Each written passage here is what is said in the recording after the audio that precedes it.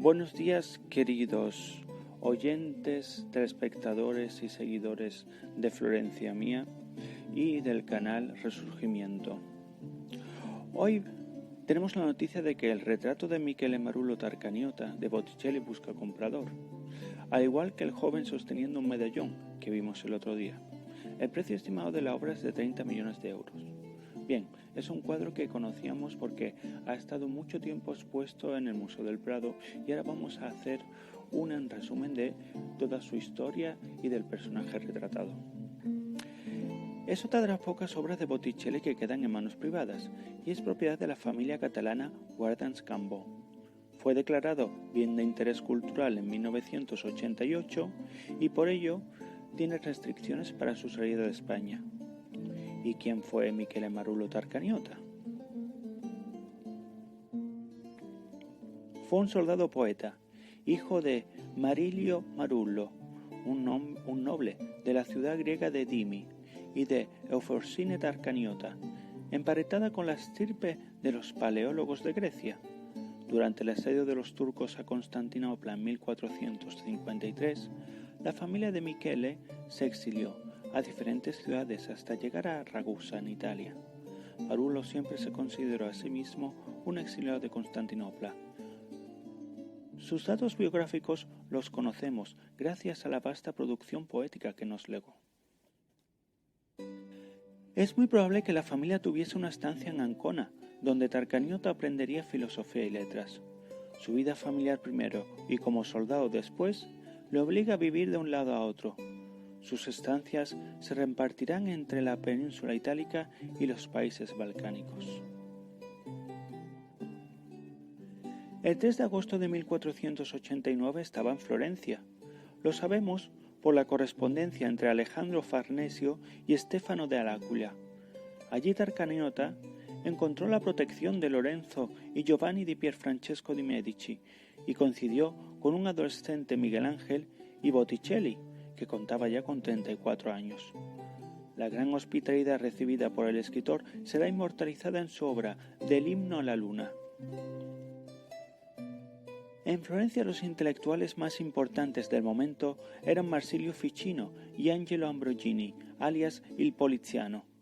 Con este último tendrá una relación pésima, debido quizá al hecho de que Marullo se enamoró de Alessandra Scala, alumna del Poliziano, que era cultísima y bellísima.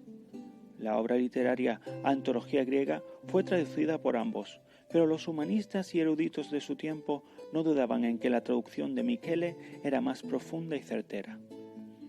Apoyó la invasión en Italia de las tropas de Carlos VIII de Francia, porque se dejó seducir por las promesas del rey francés, que decía que la reconquista de Constantinopla era posible.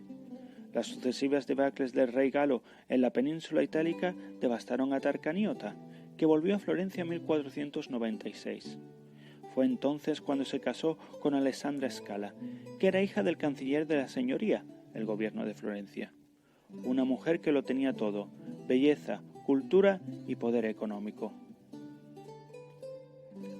Tras la muerte del que sería su señor, Giovanni di Pierfrancesco di Medici quedó al servicio de Caterina Sforza y por ello viajó hasta Milán. Combatió en la resistencia de Forlì contra las tropas de César Borgia. Murió el 12 de abril del año 1500, ahogándose en una crecida del río Cecina, montado a caballo y con la armadura puesta. Una nota manuscrita encontrada en Poetae Elegantissimi de 1582 dice así: Michele Marullo murió ahogado en el río Cecina, volviendo desde Volterra, tras visitar al literato Rafael Maffei, que le rogó que no volviese, y no solo por las lluvias torrenciales que había, sino porque además era Domingo de Ramos. Marullo con su decisión se burló de Dios, quien quizá por irrespetuoso le dio ese castigo, ya que no era un hombre religioso precisamente. Ahora vamos a pasar a describir brevemente el cuadro. Es de dimensiones pequeñas. La técnica usada fue el temple sobre tabla, que después fue traspasado a lienzo. Michele está representado en figura de 3/4, con la cabeza girada levemente hacia su izquierda, dirigiendo su mirada hacia nosotros. Una mirada de gran profundidad psicológica, como si quisiera averiguar los huecos más recónditos de nuestra personalidad. El color de su pelo largo y su vestimenta crea un contraste con su tez que da como resultado que los espectadores dirijamos nuestras miradas directamente a sus ojos. ¿Cuál es la historia del cuadro? Algunos expertos dicen que Botticelli habría pintado el retrato de Marulo en la última década de vida de este. Otros dicen que es un retrato póstumo, siendo la viuda de Marulo, Alessandra Scala, quien se lo encargaría al artista. Alessandra, como dijimos, era hija del canciller de la República, Florentina Bartolomeo Scala, y poseía por ello una suculenta fortuna, necesaria para encargarle un cuadro a Botticelli.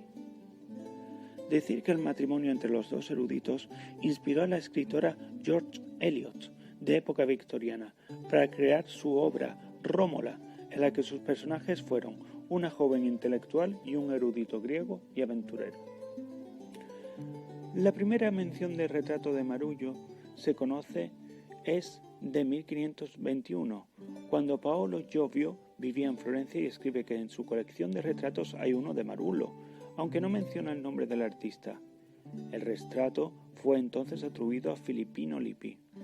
Allá por 1822, y después de muchas vicisitudes, el cuadro acabó en manos de Eugène de Beauharnais, hijo adoptivo de Napoleón. En la correspondencia de la época se habla de ese retrato como obra de Masaccio. ¿Por qué es importante el cuadro? Pues es importante porque es uno de los pocos retratos de Botticelli en los que el personaje representado es un hombre maduro. Está pintado completamente por mano del artista. Botticelli realizó muchos retratos de hombres, pero en su mayoría eran jóvenes que formaban parte de la comitiva que rodeaba a Lorenzo y Giuliano de Medici. Carbrando Strilki dice que el artista codificó la belleza masculina entre 1470 y 1490 a través de retratos de ángeles y de jóvenes santos que poblaban sus pinturas religiosas. Strilki fue el comisario de la exposición sobre Fra Angelico del Museo del Prado y el autor del catálogo de 45 páginas sobre este retrato de Marullo de la Trinity Fine Arts, la galería de Carlo Orsi, que intentó vender la obra. Por lo tanto, existen solamente dos retratos masculinos de Botticelli de personas de edad madura. Uno es este que estamos tratando y otro es el de Lorenzo Lorenzi, un humanista que en junio de 1502, con 42 años, se suicidó arrojándose al fondo de un pozo porque estaba agobiado por las deudas. Este retrato se encuentra en el Museo de Filadelfia, pero si los comparamos, tenemos que decir que el retrato de Marullo está en mejor estado de conservación. ¿Cómo llegó a España? Antes de ser vendido, perteneció al coleccionista berlinés e industrial del algodón, Edward George Simon. Realizó ciertas operaciones en bolsa que no le salieron bien y tuvo que vender el cuadro mediante otro conocido coleccionista de la época, Joseph Spiridon. En 1929 lo compró el empresario y político catalán Francesc d'Assís Cambó y Cambó por 1,2 millones de pesetas de la de entonces. Carlo Orsi declara que Cambó tenía el retrato de Marullo en el salón de su casa, colocado sobre un caballete delante del sofá. Lo veía a todas horas, convivía con él. Los retratos suelen tener algo de espiritual y el de Marullo es un retrato muy intenso, muy botticelliano. Yo creo que uno de los motivos por los que a Cambó le gustaba tanto ese cuadro es porque se veía a sí mismo en Michele y su vida en el exilio. Cambó había sido ministro con Alfonso XIII y luego diputado en las Cortes republicanos. Se exilió primero a Suiza al estallar en 1936 la Guerra Civil y posteriormente a Argentina. Ese retrato no era la única obra de Botticelli que tenía Cambó.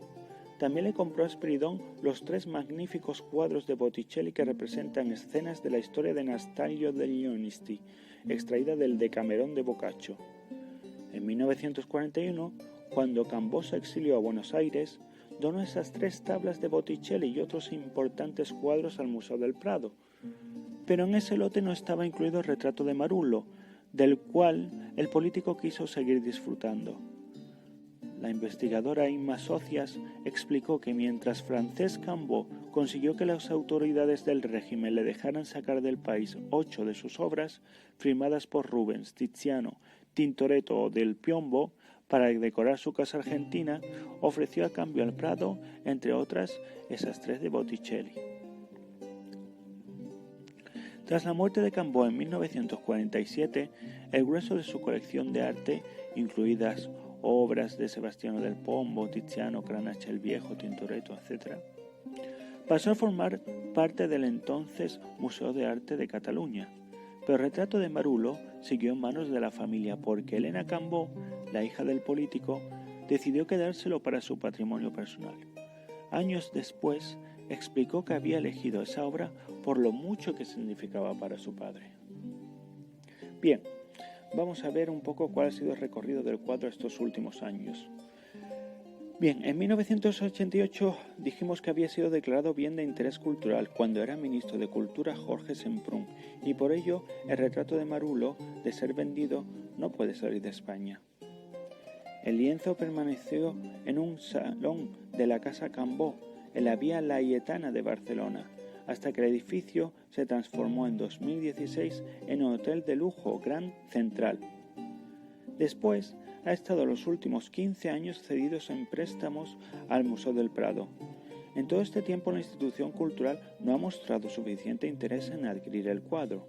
Carlo Orsi nos explica que el cuadro ha estado en préstamo muchos años en el Prado y la relación entre la familia y las autoridades culturales españolas es buena. Pero por lo que sé, el Prado no ha mostrado interés en comprar esa obra de Botticelli. Por ello, la familia decidió sacarlo a la venta en el ámbito internacional, confiando en Carlo Orsi, dueño de la galería Trinity Fine Art en Londres. Después, se expuso y se ofreció a la venta durante la feria Frieze Masters en 2019. A pesar de haber trasladado varias ofertas serias por la pintura de sus propietarios, ninguna fue estimada por la familia Wardens Cambó. El marchante Carlo Orsi valoró el cuadro en unos 30 millones de dólares, si bien el Ministerio de Cultura calculó su valor en 60 millones de euros cuando expidió una garantía para su exhibición en el Museo del Prado, un dato extraído del BOE. De todo esto va a hacer ahora en octubre un año. El Ministerio de Cultura tampoco está interesado en comprar el cuadro, aunque recomendó como emplazamiento ideal para la obra el Museo Nacional de Arte de Cataluña. Pepe Serra, director de esta institución, declaró que en este mercado no podemos ni poner el pie y además la lista de prioridades del museo es infinita. La Generalitat, por su parte, tampoco ha hecho declaraciones al respecto. Conclusión. Actualmente no sabemos el paradero del retrato. No aparece en las colecciones ni del Museo del Prado ni del Museo de Art de Cataluña, ni tampoco en el catálogo de obras a la venta del Trinity Fine Art. Sí existe en la página de la galería londinense el catálogo del cuadro al que hicimos referencia antes. Debajo en los comentarios les dejo el enlace. Podemos suponer que existen probabilidades de que el retrato siga en Londres, a la espera de otra gran oportunidad para ser expuesto y vendido. La situación COVID en la que vivimos dificulta la celebración de estos tipos de eventos del arte.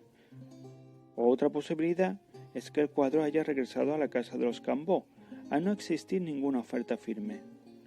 Existe otra posibilidad, y es que el cuadro finalmente haya sido vendido sin haber sabido la sociedad del arte a quien ha ido destinado. Esta última posibilidad es remota, ya que hasta la fecha, aun sin saber la identidad del comprador, siempre hemos sabido si una obra de arte ha sido vendida o no. Pues bien, queridos compañeros y compañeras, hasta aquí la información del cuadro del retrato de Botticelli. Espero que les haya gustado y les pediría que si les ha gustado pues pongan un like, y si quieren estar al corriente de las últimas novedades y noticias que están referidas al arte, les animo a que se inscriban a mi canal Resurgimiento. Hasta aquí todo, nos vemos próximamente. Saludos.